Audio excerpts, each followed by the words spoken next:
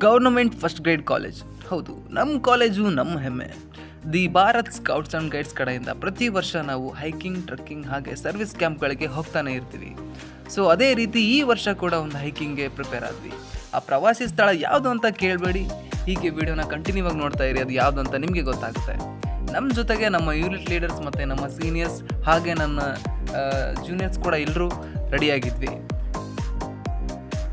So ಮಧ್ಯಾಹ್ನದ ಅಡುಗೆಗೆ ಪ್ರತಿಯೊಬ್ಬರು ಕೂಡ ಎಲ್ಲ ತರಕಾರಿಗಳನ್ನು ಹಾಗೆ ಎಲ್ಲ ದಿನಸುಗಳನ್ನು ಕ್ಲೀನ್ ಮಾಡ್ತಾ ಇರೋವಂಥದ್ದನ್ನು ನೀವು ನೋಡ್ತಾ ಇರ್ಬೋದು.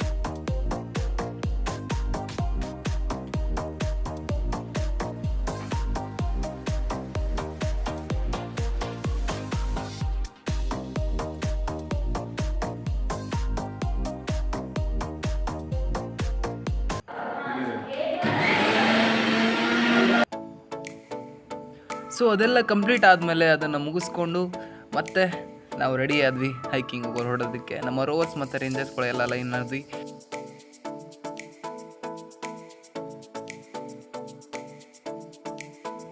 ಈ ನಮ್ಮ ಹೈಕಿಂಗ್ಗೆ ಚಾಲನೆಯನ್ನು ಕೊಟ್ಟಿದ್ದು ನಮ್ಮ ಪ್ರಿನ್ಸಿಪಲ್ ಮತ್ತು ನಮ್ಮ ಕಾಮರ್ಸ್ ಡಿಪಾರ್ಟ್ಮೆಂಟ್ನ HOD.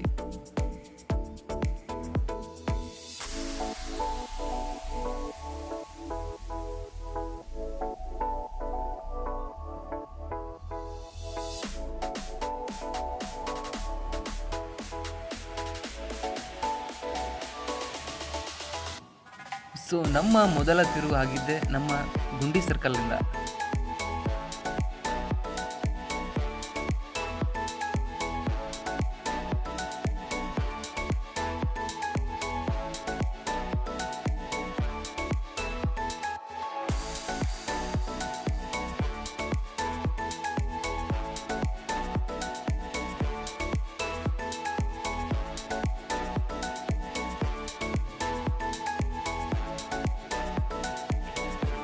ಸೊ ಇದು ಕಂಪ್ಲೀಟ್ ಆಗ್ತಾ ನಾವು ಬಂದಿದ್ದೆ ನಮ್ಮ ಹಳೆ ಕುಂದವಾಡ ಕೆರೆಗೆ. ಹೌದು, ನಮ್ಗೆ ಹಳೆ ಕುಂದವಾಡ ಕೆರೆ ಅಂದರೆ ತುಂಬ ಹೆಸರುವಾಸಿ ದಾವಣಗೆರೆಯಲ್ಲಿ. ಸೊ ಅದಕ್ಕೆ ನಾವು ರೀಚ್ ಆದ್ವಿ.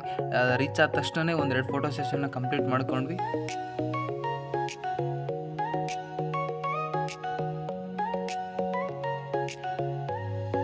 ಅದಾಗಲೇ ಇಲ್ಲಿಗೆ 5-6 ಕಿಲೋಮೀಟರ್ ನಡ್ಕೊಂಡು ಬಂದಿದ್ವಲ್ಲ, ತುಂಬ ಸುಸ್ತಾಗಿತ್ತು. ಸೊ ಅದ ಕಾರಣಕ್ಕೆ ಒಂದು ಸ್ವಲ್ಪ ಜ್ಯೂಸ್ ತೊಗೊಂಡು ಹಾಗೆ ಸ್ವಲ್ಪ ರೆಸ್ಟ್ ಮಾಡಿ ಮತ್ತೆ ನಾವು ನಮ್ಮ ದಾರಿನ ಸಾಗಿಸ್ತೀವಿ. ಎಲ್ಲಿಗೆ ಅಂತ ಹೇಳಿದರೆ ನಮ್ಮ ಹಳೆ ಕುಂದವಾಡದ ಹಾದಿಯನ್ನು ಹಿಡಿದು.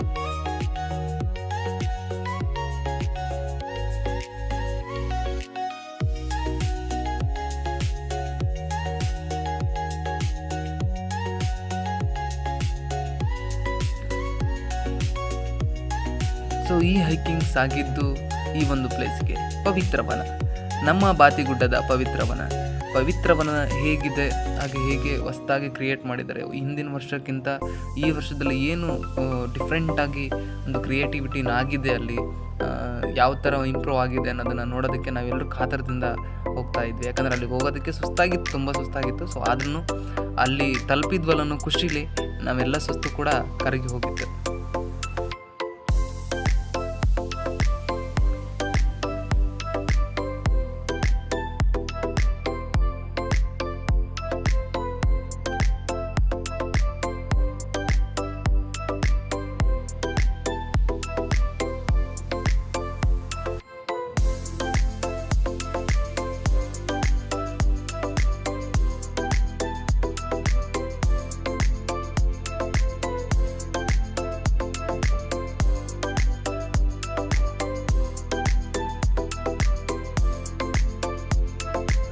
ಅಂತೂ ಇಂತೂ ಪವಿತ್ರವನ ತಲುಪಿದ್ವಿ ಅನ್ನೋ ಖುಷಿಲಿದ್ದ ನಮಗೆ ಒಂದು ವಿಷಯ ಗೊತ್ತಾಯಿತು. ಈ ಪವಿತ್ರವನದಲ್ಲಿ ನಮಗೆ ಅಡುಗೆ ಮಾಡೋದಕ್ಕೆ ಅವಕಾಶ ಕೊಟ್ಟಿರಲಿಲ್ಲ. ಸೊ ಆ ಕಾರಣಕ್ಕೆ ಪಕ್ಕದಲ್ಲಿರುವಂಥ ದರ್ಗಾದ ಹತ್ರ ನಮಗೆ ಅಡುಗೆ ವ್ಯವಸ್ಥೆಯನ್ನು ಮಾಡಿದರು. ಸೊ ಇಲ್ಲಿಂದ ನಾವು ಪವಿತ್ರವನದ ಒಳಗಡೆ ಹೋಗೋದಕ್ಕೆ ನಮ್ಗೆ ಅವಕಾಶ ಸಿಗಲಿಲ್ಲ.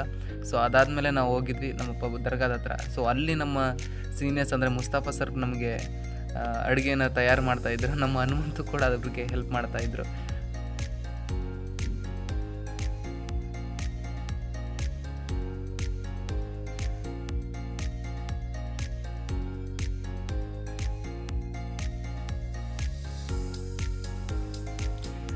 ಇವರೆಲ್ಲ ಸೇರಿಕೊಂಡು ಇಷ್ಟು ಚೆನ್ನಾಗಿ ಅಡುಗೆ ಮಾಡ್ತಿದ್ದಾರೆ, ನಾವು ಯಾಕೆ ಇವರು ಡಿಸ್ಟರ್ಬ್ ಮಾಡೋಣ ಅಂತ ಹೇಳ್ಬಿಟ್ಟು ಇವ್ರ ಜೊತೆ ಸ್ವಲ್ಪ ಹರಟೆ ಹೊಡಿತಾ ಹಾಗೆ ದೂರದಲ್ಲಿರುವಂಥ ಒಂದು ಮರಕ್ಕೆ ಜೋಕಾಲಿ ಕಟ್ಟಿದ್ದಾರೆ. ಸೊ ನಾವು ಹೋಗಿ ಅಲ್ಲೊಂದು ಸ್ವಲ್ಪ ಜೋಕಾಲಿ ಆಡಿ ಬೇಸರ ಕಳೀತು. ಇದಾದಮೇಲೆ ನಾವು ನಮ್ಮ ಫ್ಲ್ಯಾಗ್ ಪ್ರೊಸೀಜರ್ನ ಕಂಟಿನ್ಯೂ ಮಾಡಿದ್ವಿ. ಸೊ ಈ ಫ್ಲಾಗ್ ಪ್ರೊಸೀಜರಲ್ಲಿ ಧ್ವಜ ಲೀಡರ್ ಆಗಿ ನನಗೆ ಅವಕಾಶ ಸಿಕ್ತು. ಸೊ ಈ ರೀತಿ ನಿಮಗೆ ಅವಕಾಶಗಳು ಸಿಕ್ಕರೆ ಯಾವುದನ್ನು ಮಿಸ್ ಮಾಡ್ಕೋಬೇಡಿ, ತಕ್ಷಣದಲ್ಲೇ ರೆಡಿಯಾಗಿ, ಯಾಕಂದರೆ ಗೊತ್ತಿಲ್ಲ ಅಂದರೆ ಹೇಳ್ಕೊಡೋರು ಇರ್ತಾರೆ. ಸೊ ದೊಡ್ಡ ದೊಡ್ಡ ಕಾರ್ಯಕ್ರಮಗಳಿಗೆ ಹೋದಾಗ, ದೊಡ್ಡ ದೊಡ್ಡ ಕ್ಯಾಂಪ್ಗಳಿಗೆ ಹೋದಾಗ ನಿಮಗೆಲ್ಲ ಇದು ಯೂಸ್ ಆಗುತ್ತೆ. ಇದು ಭಾರತ್ ಸ್ಕೌಟ್ಸ್ ಆ್ಯಂಡ್ ಗೈಡ್ಸಲ್ಲಿ ಒಂದು ರೆಸ್ಪಾನ್ಸಿಬಿಲಿಟಿಯಾಗಿ, ಒಂದು ಮೇಜರಾಗಿ, ಒಂದು ಸೀನಿಯರ್ ಆಗಿ ಬೆಳಿಬೇಕು ಅಂತ ಹೇಳಿದರೆ ಪ್ರತಿಯೊಂದು ಪ್ರೊಸೀಜರ್ ಕೂಡ ನಾವು ತಿಳ್ಕೊಬೇಕಾಗಿರುತ್ತೆ.